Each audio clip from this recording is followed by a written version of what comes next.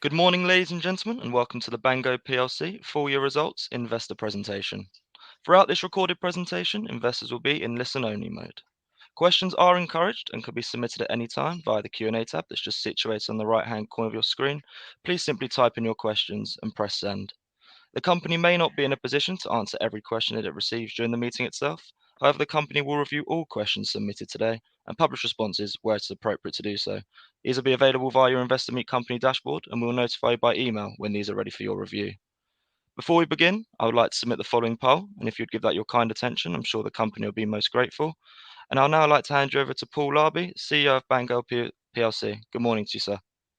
Good morning, and thank you everybody for joining. We really appreciate taking your time today. Hopefully you've had some time to digest the strong set of results we published earlier this week, and today's all about sort of trying to put more commentary and colour around those, especially about what the future has to hold, but also more importantly, I think the opportunity to ask questions. So please do use the Q&A facility to ask questions. It's much more interesting for us when we're engaged and sort of addressing the questions that are really important to you. So without further ado, let me sort of dive into the highlights. Hopefully you saw the strong set of results. Revenue up 32%, excess of $20 million. Just as a reminder now, we changed our presentational currency, so everything we talk about here will be in US dollars. On the back of an increase in the pool of data we have to monetize that valuable end user spend up to in excess of 4 billion. And we did that while increasing EBITDA and generating additional cash. So the cash was up almost $1.7 million.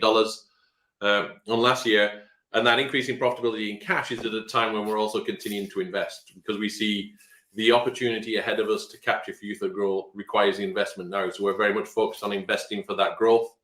Matt will talk through more details on that later, but fundamentally a lot of our growth is in people. And we're in the very fortunate position of having a very, very highly engaged workforce, way in excess of the tech sector average. We got our record employee engagement score last year, and that means when we're looking to hire and we're looking to grow, we're hiring for growth rather than hiring for replacement. Our attrition is as close to zero as you can really meaningfully get. So it's all about hiring for growth, and that's where a lot of that investment goes. And it's going to fuel two key elements of the business. Is that platform SaaS business is really sort of at an inflection point now, and very exciting for us. So adding more capabilities to the platform and also adding more sales.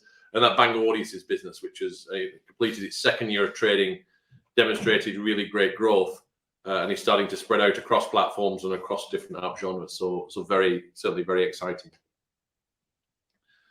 Just as a reminder, we like the virtuous circle. If you think everything we do is focused around this virtuous circle, it's about connecting merchants who have things to buy to paying users who have an ability to charge them. We place that charge on a bill that generates payment data. We use that payment generator to generate insights that we can help to use to better target their marketing.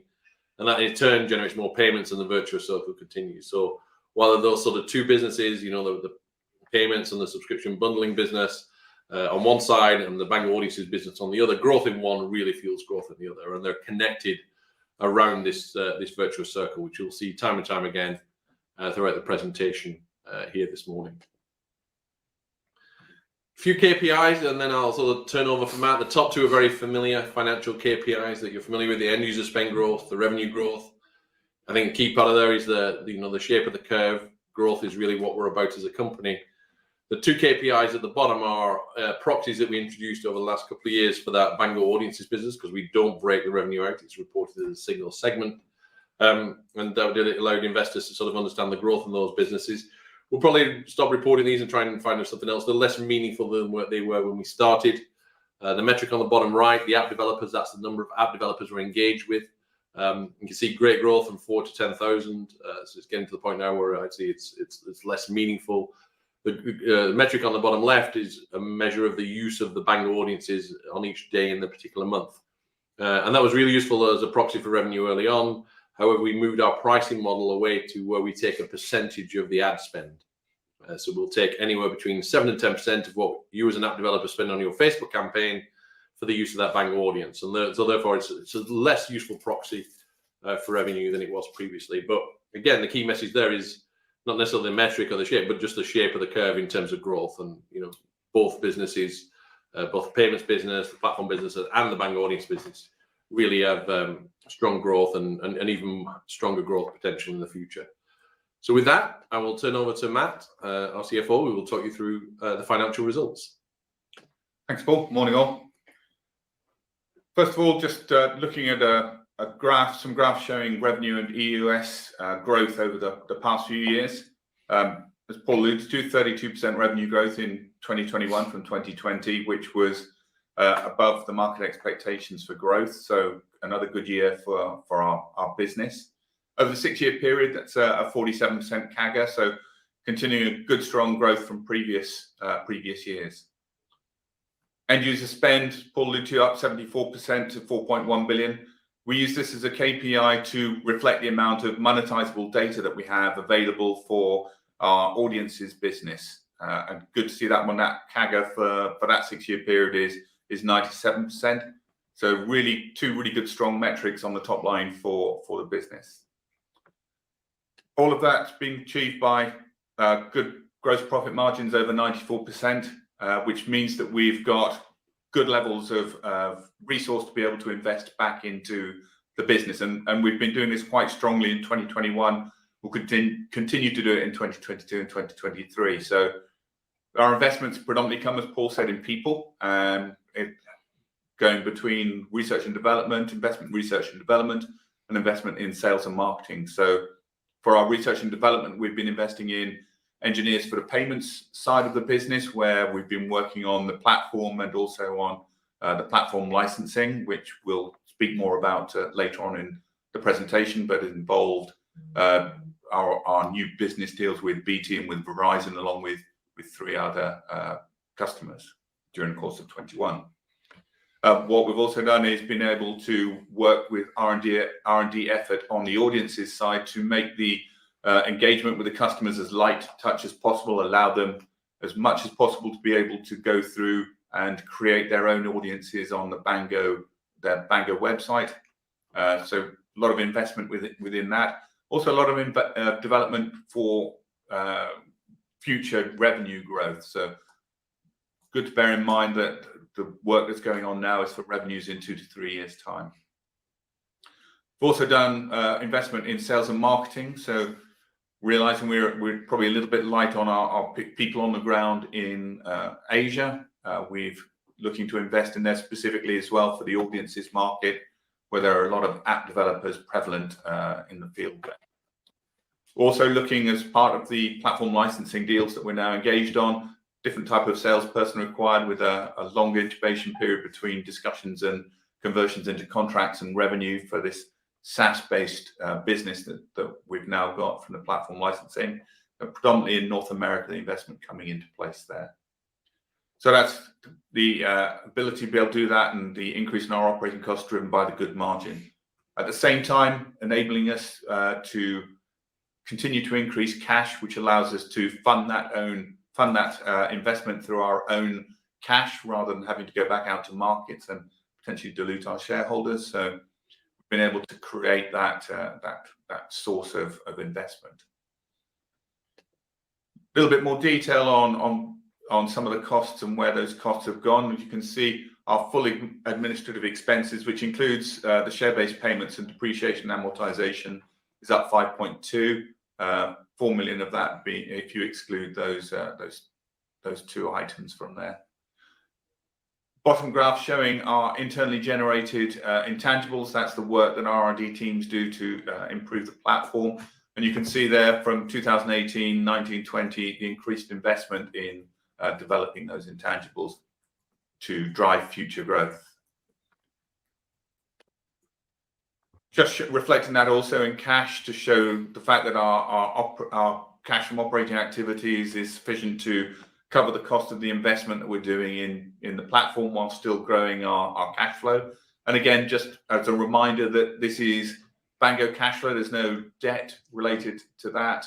And it's our cash flow as opposed to the cash of any transient business from our customers. So purely cash available to us to use as we think sensible to drive forward the business. May be aware, obviously, that we have now presenting our finances in US dollars. Our presentational currencies changed this year.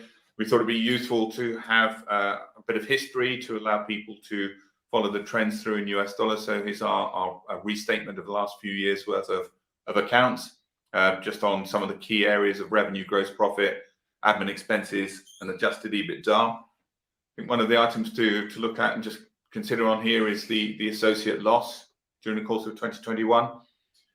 This is coming from, you may remember back in 2018, we acquired a company called Audience in Italy, which we acquired in order to get some IP to accelerate our growth. We took that IP out of the business, of the Audience business, and put it into Bango, and we're left with a business that was non-core to Bango, but still had a lot of interest. NHN, who's a North Korean company from whom we've previously acquired some credit card data for the Audience business, were interested.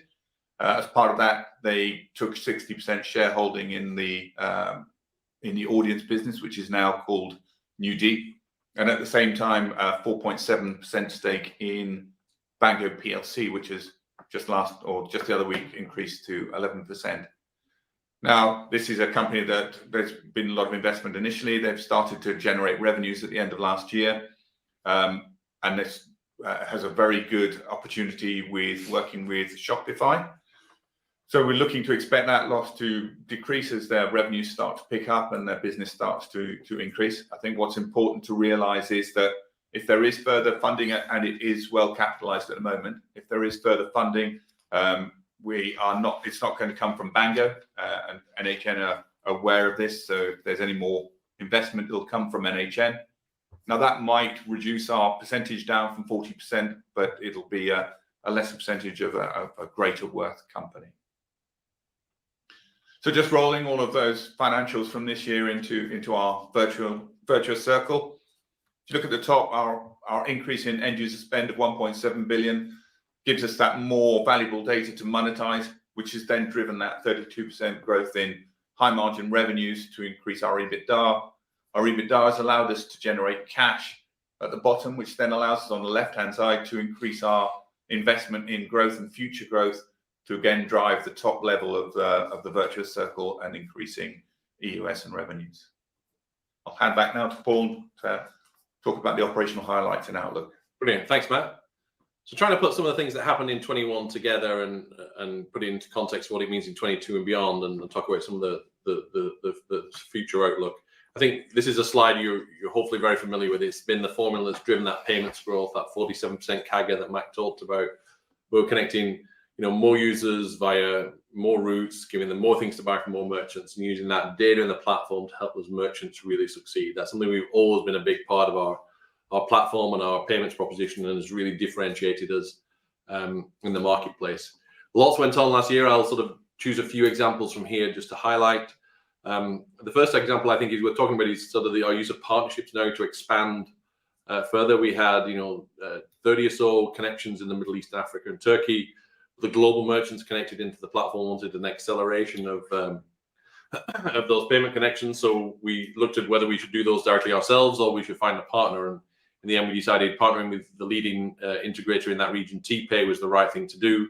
And so by doing one connection into TPay, all the merchants in the Bango platform would get immediate access, in addition to the Bango route, to the 74 connections across 20-something countries that TPay have within that region. So a great way of expanding the payment provider footprint. And very similar with NTT Data, who we partnered with to give increased access to wallets across Southeast Asia.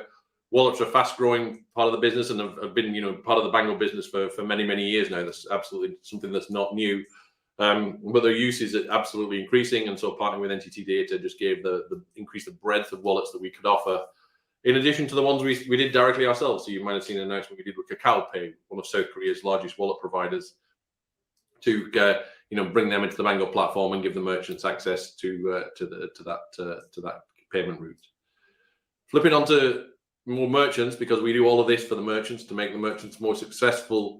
A few interesting things last year. So Microsoft, our partnership with Microsoft continues to go from strength to strength, expanding beyond the store and Game Pass Ultimate that we talked about probably last year into now Microsoft 365. So great progress with Microsoft.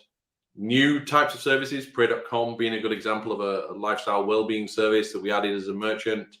And existing merchants like Amazon with Prime Video Mobile Edition taking existing content and repackaging it in a way targeted at a specific demographic.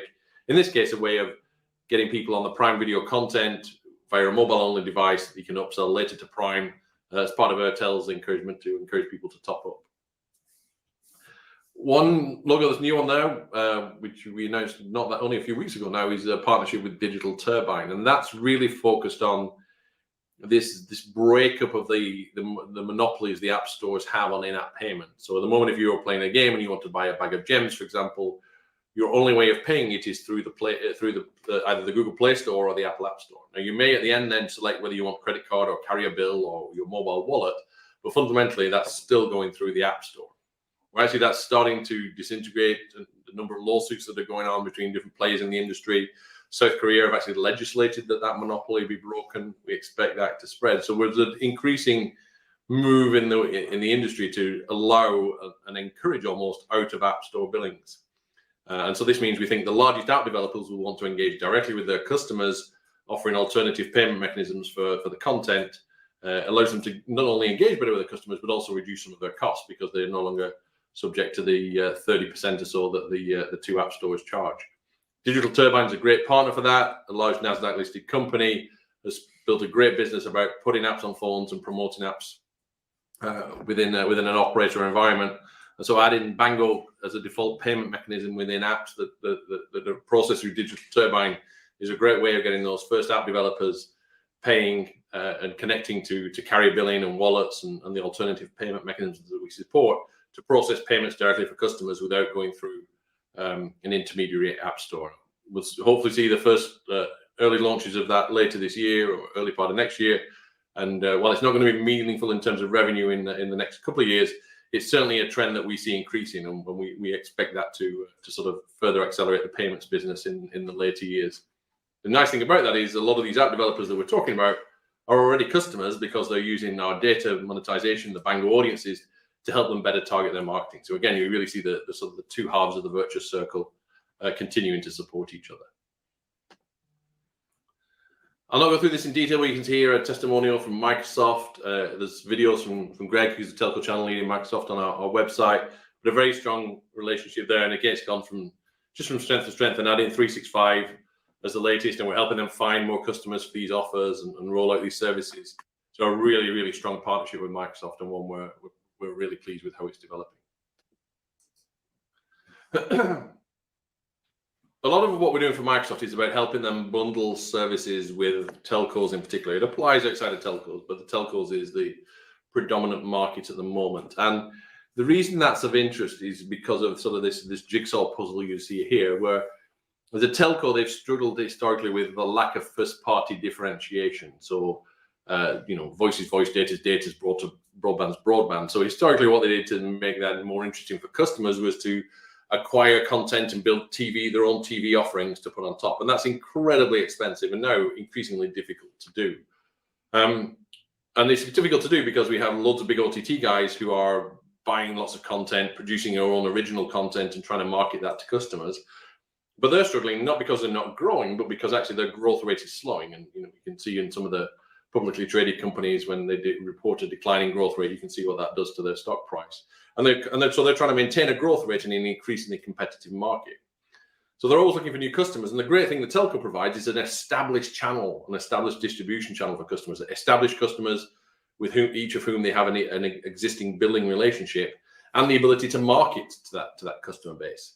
So by partnering with the telco, the OTT gets access to this ready-made customer base, a partner who's ready to market, and an existing billing relationship. So it's really, really good for the OTT provider to partner with a telco. And if you talk to any of the OTT guys, what I'll tell you is that a subscription that's bundled with a telco has a much lower churn rate than somebody who just pays by credit card on a month-by-month basis. And what the OTT guys give to the telco is a really exciting brand, some really exciting content that makes the first-party services just look more interesting and allows them to better market those first-party services and encourages the take-up of the first-party services with these third-party offers that are now part of that package. So a couple of really specific examples of this. This is from BT. The slide on the right is from their investor deck. You can see the importance of partnerships as part of their overall offering. And on the left, what you can see is the importance of connecting the first-party services at the top half of the page with the third-party services at the bottom, with it Netflix, Microsoft, even norton utilities from antivirus and security and identity protection, all can be tagged on to within a first-party services and used to sort of not only capture new customers, but to retain existing customers and at the same time generate more revenue. This entire concept was illustrated very well only a week or so ago at the Verizon Investor Day. There's a link to the video on the bottom of the slide. If you watch that about 1 hour 35 in, Mano, who's the CEO of the consumer business, talks about the launch of a new service that they've called Plus Play, which is to address this pain that we all feel by having so many subscriptions spread across so many credit cards and so many different places that really we're struggling to understand what we've got, how we sign up for new ones, and really what we're paying. What they've done with this Plus Play is go to create a place where you can do all that in one place, so you can easily discover, purchase, and manage content across all sorts of different genres, from entertainment with the likes of HBO, Netflix, Disney, usual audio streaming services, Tidal, Deezer, Amazon, gaming services like Microsoft, fitness like Peloton, and lifestyle like Duolingo and Weight Watchers. And you can get all of these in one place. Is a really valuable consumer proposition, and they're doing that to increase loyalty for customers and at the same time generate more revenue. So exactly the same challenge that they're publicly talking about that I sort of mentioned earlier. And this is all powered by the BANGO platform, as is BT. And if you look what we do, I think a nice metaphor for what the BANGO platform is, it's almost like where the BANGO platform is a vending machine. And it's a vending machine that's stocked with every conceivable sort of digital subscription. And the operator is responsible for stocking the machine, understanding what goods they put on which shelves, if there's any offers around, if you buy multiple goods, how you pay for those services, and what the vending machine looks like. So that's the role of the operator. But the mechanics of managing those subscriptions, of distributing those subscriptions, of keeping track of those subscriptions is the BANGO platform. So that's really the heart of the BANGO technology. So the vending machine analogy, I think, nicely describes the business and how the business is evolving from a platform perspective. Just to try and put it in context, this is a very different business revenue profile than the historic payments business. So we thought it would be useful to try and explain that a little bit more, because there are now 3 components to the revenue, none of which are directly linked to end user spend. They all have a growth element, but they're not linked to end user spend. The first is just an integration fee. That's just a setup fee. Nothing too exciting about that. There's then generally a period of quiet. So that if you look at the graph on the right, the purple bars are the in-month revenue. And the pink bar is the entitlements that the platform is managing. So we do a setup. We're not managing any entitlements. There's then a natural pause while the operator does what they need to do to launch the service, to brand it, to market it, to push it to their customers. And in the monthly launch, which I show in sort of month 8 here, we start to generate a license fee. And the license fee we charge is a tiered license model based on managing a number of entitlements. If it's a subscriber, you have 3 subscriptions, you count as 3 entitlements. So it's not the number of subscriptions, it's the number of entitlements. And you can see in month 80, we get part of that, and we also get a percentage of that as a maintenance fee. We get the full month in month 9, so you can sort of see a slight step. And then as the number of entitlements grows, they cross through that tier, maybe from 1 million entitlements to 2 million, or 2 million to 5 million. And at that point, you get a step increase in our monthly revenue as they move into the next license tier. And that keeps them going for the next sort of 2 or 3 months. And then in maybe month 4 or 5, they might step up again. So you can see the profile of the revenue is very different. But I hope you can also see that once we get 4 or 5 or 6 and 10s and 20s of these deals coming together, then the recurring revenue starts to be meaningful, especially in the later years. And as we talked about on the strategy day, the 5 contracts that we have, of which one is BT and one is Verizon, those are the 2 that we've announced publicly. We expect those to be generating $7 million of annual recurring revenue by 2023. So really strong opportunity, and we have a nice pipeline of business that follows those strongly behind. And that's contributing to our growth in end user spend, as is the growth in the payments business, which is really helping fuel the growth in data monetization and the BANGO audiences business. And if you look at how it started very much in games. If you've seen the videos on our website, we talk a lot about games. A lot of our case studies are from games developers. And because they really struggle with that challenge where 80% of their revenue comes from 5% of their users. But more and more, we've seen that evolve into social casino, health and fitness, sports.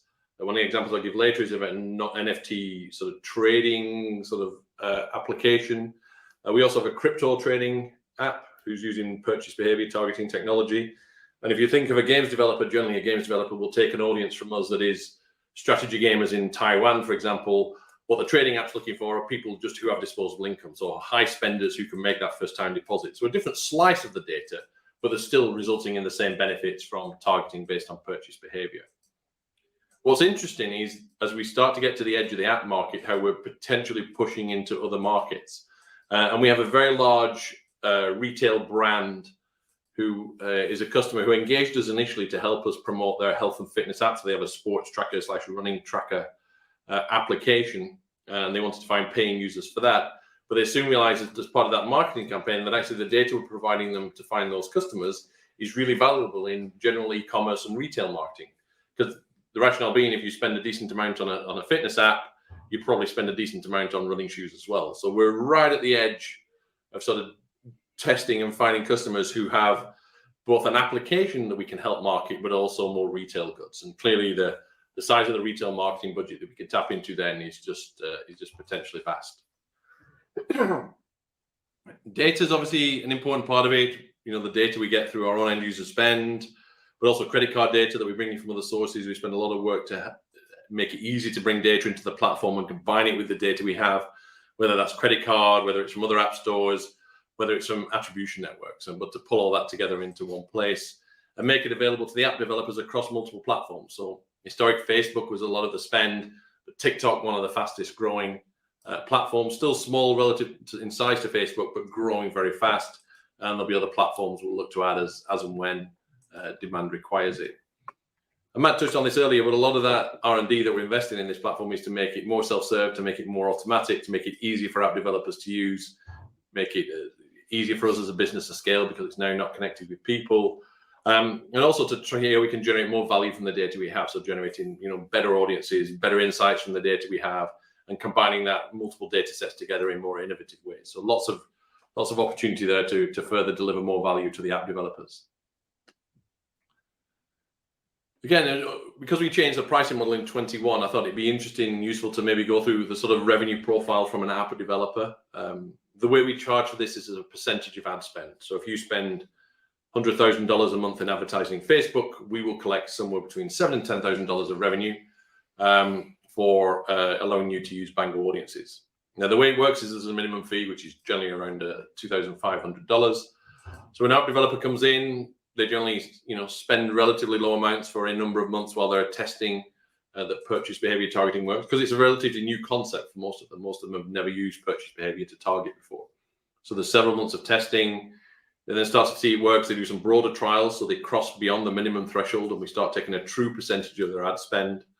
Then they move into it really works, so they're going to run a campaign, and they plow money into that campaign. And you can see a peak in revenue for the 2 months where the campaign's active. And campaigns are active for a different period of time, some for a few weeks, some for many months. Depends, if they're based on an event or a specific promotion or a specific set of creatives. There's all sorts of factors that determine the length of a campaign. That will naturally ramp down over a period of time. Sometimes there's then a pause. Then they start a new campaign, some early testing of that campaign, and then they invest in earnest in that campaign. So you see, you get this wave function that cycles through. And while the lengths of the troughs, the size of the peaks, the wavelength is different on each of the different app developers, they all generally follow this sort of trend. Two app developers that are very much on that trend and that cycle is Upland and Manta. Upland is that metaverse NFT trading game that allows you to buy and sell virtual properties that are mapped to actual addresses. They're using it to find paying users for their app and having really great success in their Facebook campaigns. And Manta, who is a South Korean company, webcomic app that's trying to find new paying users in the US. And they're interesting because they're running campaigns simultaneously using exactly the same Bangor audience, but on TikTok and Facebook at the same time. They're clearly different creatives because the advertising creative you need for a TikTok campaign is very different than Facebook, but powering both of those is the same Bangor audience to help them find paying users. If you go to bangor.ai and read the case study, you'll see that the Manta Comment's only regret is that they didn't start using Bangor audiences earlier. And the reason they have that regret is because partway through 2021, there was an apocalypse. You may have missed that. There was so much going on last year, but this is an extract from our latest marketing campaign to raise brand awareness with the app developers. Because in effect, in iOS 14.5, Apple took away what's called IDFA or App ID tracking, which was a big source of data that app developers used to target their ads. So overnight, the traditional way of working didn't work anymore. They couldn't measure performance, they couldn't target ads.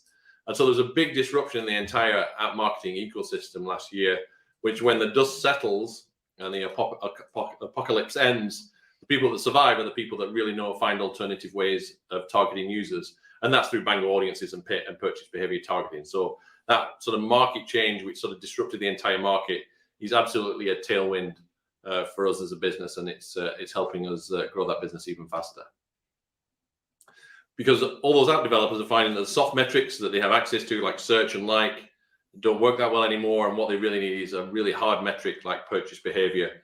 And so we think that's the next evolution of marketing and really what we're focused on. So when you put all that together, you'll see me talk before about this journey from tens to hundreds. We're clearly in tens now. We did over $20 million of revenue this year. The ability to reach hundreds is not a case of if, it's a case of when. Being driven in three directions: the transactional business that will just continue to grow, the traditional payments business. We've historically grown at twice the market rate. This potential that out of App Store billing, so engaging directly with the app developers, the digital turbine relationship I talked about earlier, have the potential to further accelerate that business.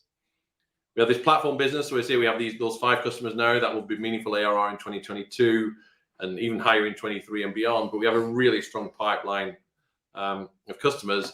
And then on top of that, we have the Bangor Audiences business, which has just finished its second full year of trading in 2021, showing some great growth across multiple platforms now with Facebook and TikTok, expanding into different app categories. I'd say we're right at the edge of sort of pushing beyond just app developer marketing into that broader digital retail marketing budget. And when that happens, then the potential is really huge. And we think that Bangor Audiences business will exceed the Bangor payments revenue. It's just a question of when, not if. So when you put all that together, I think a strong year. We're pleased with the results, but we're more excited about the opportunity ahead. And that's why we chose for the last year and this year and into next year to accelerate investment to make sure that we're well positioned to capture that growth that we know is coming across that platform business and the purchase behavior targeting. So with that, I'll stop there and we'll switch to some Q&A. Paul, Matthew, Anil, thank you very much indeed for your presentation today. Ladies and gentlemen, please do continue to submit your questions just using the Q&A tab that's situated on the right-hand corner of your screen. But just while the team take a few moments to review those questions submitted already, I would like to remind you that a recording of this presentation, along with a copy of the slides and the published Q&A, can be accessed via your investor dashboard. Rebecca, as you can see, we've received a number of questions throughout today's event, and thank you to all investors for submitting their questions. If I could hand back to you, and if you could propose the questions to the team, and I'll pick up from you at the end. Thank you. Brilliant, thank you. One of the questions is about the growth rate from H1 to H2 and versus sort of the growth rate achieved in 2019 and 2020. And if you could just talk a bit about sort of the change that it looks like perhaps it might have slowed from H1 to H2 in 2021. I think what's changed is now the business has multiple elements to it that it necessarily didn't before. When we were just a payments business, and H2 was always bigger for 2 reasons. Firstly, there's a lot of one-off spending events in H2, Christmas, Amazon Prime Day generally falls in H2, Black Friday, Cyber Monday. But also in H2, by default, you get a bigger portion of revenue because routes that you launched in the first half, which probably contributed close to 0 in the first half, you get a full 6 months of revenue in the second half. And the existing routes that were there, you get even more growth on those routes. So that was what always drove that H1, H2 balance. As we start to add in Bangor Audiences and the purchase behavior targeting, the profile for that business is very, very different. For example, spend around Christmas tends to be lower because marketing costs in Facebook go up. So app developers spend less on marketing in December, which is the peak in payment. So the cycle of that business is very different. And then when you add in the platform business, which is this integration fee and the SaaS fee, you can see that's completely not connected to a half one, half two. So the half one, half two split that we've historically been, which is sort of 40-60, was a lot closer to 50-50 this year. We'll see how that will evolve over time, but you can hopefully see why that we're now there's multi dimensions to the business. It's not just a pure payment business. Brilliant, thank you.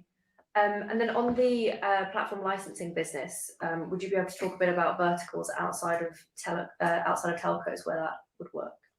Yeah, I think there are a number of verticals outside of telcos where it work, because if you see how we've got there with the telcos, we got there by bundling 1 or 2 point services with a particular telco, which then they got to the point and said, hey, we now want to do 5 and 10 services. Can you help us do those 5 or 10 services? And the answer to that is our vending machine, if you like, the BANGO platform underneath that. So that's how that's progressed. And if you look at what we're doing out in other verticals, we're doing the same, but we're probably a few years behind. So in retail in the US, we have a couple of retail customers in the US who are bundling subscriptions with a store card, for example. So there's potentially the natural migration is for them as they add more services to move to a platform. I was in financial services, so people who bundle payments together. So there are many other verticals that could move into the platform business. The telcos just happen to be very advanced in terms of service bundling generally, having historically bundled first-party services together. You know, triple play, quad play, for those who've been around long enough, is an old telco mantra about bundling. So it will evolve, but it will evolve over time. But basically, anybody who has customer contact, established distribution, established billing relationships is a prime candidate for the OTT guys to talk to about bundling services, and therefore potentially a customer for BANGO. Thank you. A question on the loss associated with the New Deep JV, and just whether we can provide any more colour on that. I guess maybe worth clarifying sort of the details of the JV as well before going into that. Well, on the financial side, I think one of the questions was or observations was the loss had tripled. I think obviously the 2020 numbers were only part year because the JV only started off partway through 2020. Going forward, we know that as I mentioned earlier on, the revenues have just started to come through, so we expect to see those losses reduce and eventually turn around into a profit. I think Anil's probably got a bit more detail behind the New Deep venture as it goes forward. Yeah, I mean, that business is very much in an investment phase as well. During the 2 years that since BANGO acquired it in 2018 to when we divested in 2020, we moved the business on to focus very much on a customer data platform proposition for online retailers that were scaling up. And there's some really interesting technology developments that relate to massive merchant platforms like Shopify, for example, that this platform will lend itself to. So, you know, merchants that set their shops up online on Shopify want to be able to use their data to target their marketing offers more effectively. There's no inbuilt tools in the Shopify platform. But the audience platform is really, really powerful for that. So there's been quite a lot of investment over the last year to build those tools so that we can hit platforms like Shopify and reach merchants at scale rather than on an individual merchant by merchant basis. Thank you. And then maybe one for you, Matt. Just you touched on it briefly earlier, but a question on the move to reporting in dollars and the decision behind it. Okay. We took the decision to move our presentation currency to US dollars. Now, obviously, there's a differentiation between presentation and functional currency. We changed our presentational currency because we're seeing a lot more of our revenues coming in from the US, but also it's from a presentation perspective as we're looking to attract further investors. Publishing in US dollars makes things easier for the US investors who struggle sometimes to translate currencies other than US dollars, whereas we know people in the UK are quite adept in changing from US dollars and euros into sterling. So from an interpretation side of things, it helps for a wider market. A question now just on the last slide that you brought up, and obviously there's not a timescale on that graph, and whether you could comment on sort of the likely timescale of that growth. Yeah, good. So there's deliberately no timescale on that. And I think you remember the time I said it's a question of sort of when, not if. And I think that's the big question. And we're investing now to get to that point as fast as possible. We think the opportunity is there. We've been, I think, deliberately cautious in terms of the numbers we've put out into the market. The market certainly much prefers a more conservative number that you can beat. So we've tried to sort of err on the side of caution, because in that, especially in the platform deals, there are several aspects outside of our control. Sales cycles are a little bit longer. You saw on that revenue profile graph that this, from the point at which we win a deal to a point in the launch service is entirely out of our control. And that piece, the vending machine's there in the shop and it's sitting idle waiting for somebody to turn it on and stock it full of goods. So there's so many elements outside our control. I think we're deliberately cautious, but we're very optimistic about the future. So our goal is to get there at the quickest possible rate. And I think it's really a question of when, not if, and we're certainly investing to accelerate that. And obviously, we'll keep you updated as we progress down that journey. We'll make a comment as well, Rebecca, on that. I think the other interesting thing to take away from that slide is the composition of revenue as you move out towards the future. So what we're anticipating, as well as the scale of revenue, hundreds of millions of dollars. If you look at that slide again, you'll see the composition of the revenue is spread across all three core businesses, but it's shifting towards the data monetization. That becomes the dominant revenue generator as you look out in that period of time. I think I'm just doing a simple bit of back of envelope maths as well. If Bango only grows at historic rate of growth, then we get there in about 5 years. But that's assuming that we do no more than our historic rate of growth. Whereas, as you'll have hopefully gathered from the presentation, we've geared up to be able to grow much faster than that in the future. Thank you. A question on whether you can comment on any exposure to the economic recession.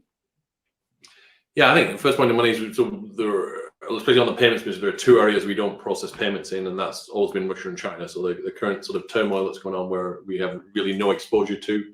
The broader recession, I think what we've seen in areas like COVID and times of that generally drives people to change what they spend and change how they spend it. But actually, the nice thing is we have such a breadth of different services, from groceries to well-being services to educational services to entertainment services, that we're very well spread as people sort of change what they spend their money on during different sort of economic circumstances. So I think we're very well positioned to weather that. In terms of sort of operational leverage and moving forward, I think we've always said that this business tends towards a 50% EBITDA model in the long term. We're in that sort of midterm where we're investing for growth. That means that's slightly compressed, but that's really where the leverage is in the platform, is when a lot of that top line growth drops straight to the bottom line, and particularly as the Bangor Audiences business, which is largely self-serve and a very low touch business, really starts to kick off, and we're generating more and more revenue from that same source. One quick thought, Rebecca, on that question about exposure to economic recession. One of the things that typically happens in recession cycles with advertising is, first of all, advertising budgets shift to digital. So they move even more quickly from offline to online. That happened in 2020 when COVID lockdowns first happened. If that's the case and that becomes a tailwind, then obviously anybody who's offering technology and data and digital marketing could potentially benefit from that. And the other thing as well is as people start to have to think about how they put their marketing dollars to work, then you get much more of a focus on what's generating revenue, what marketing investments actually generate revenue. And that's clearly where purchase behavior targeting is a very, very strong play. We think in any case, digital marketers are moving more to that line of thinking. But I suspect if they have to become more thoughtful and scrutinize the return on their advertising dollars, then the purchase behavior targeting business becomes even more important. Thank you. And then lastly, just whether a listing on Nasdaq is something that you would consider.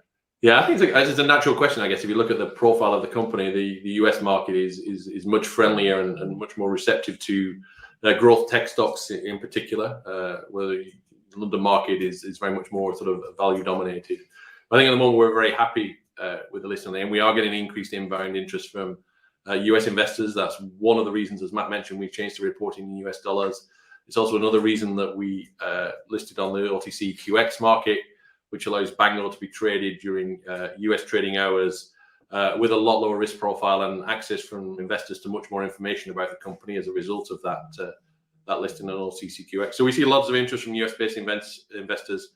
But see, at the moment, we're very happy with our listing on AIM. We think there's an incredible potential for the company, and therefore incredible potential for shareholders.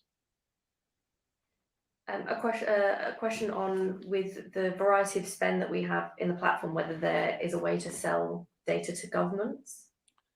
Yeah, good question. So firstly, we do not sell data. So the one thing we do not do is sell data. We make data available for use in digital marketing platforms, such as Facebook and such as TikTok. So any government that's running Facebook and TikTok campaigns, absolutely, if they're looking for spenders, then we can certainly help with that. But no, we don't sell data. We're not a data company. We're a company that processes payments, collects purchase behavior, targeting creates audiences of users from that we allow people to use, but we absolutely do not sell data. Brilliant, thank you. That's it for the questions I've had come through, I think. That's great. Thank you, Paul, Matthew, Anil, Rebecca. Thank you for addressing all of those questions that have come through from investors today. And of course, ladies and gentlemen, the company will have the opportunity to review any further questions submitted today, and we'll publish those responses on the Investor Meet Company platform where it's appropriate to do so. Paul, perhaps redirecting investors to provide you with their feedback, which I know is particularly important to the company. If I could please ask you for a few closing comments to wrap up with. Thank you.